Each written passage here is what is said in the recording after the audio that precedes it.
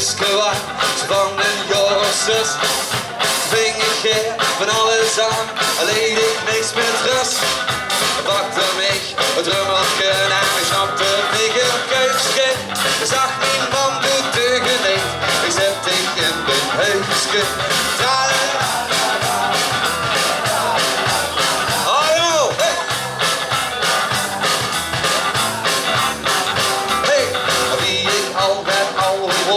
Schuld niet was voor wie, dan hou ik iedereen een beetje aan wie zien.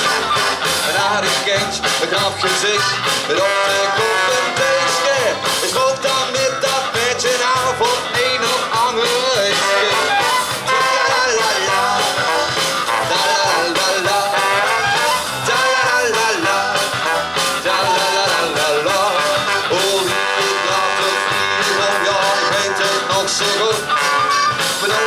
Afschied in de gang, ik was vol hoge moed.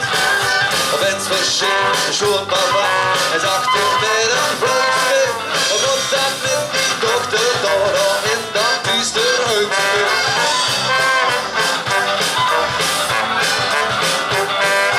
Ja la la, da la la la la, oh. En zeker wie beter is gewoon en ik klopte op de deur. Steeds te heel groot voor. Je hebt toch niet een schot gedaan. Steeds te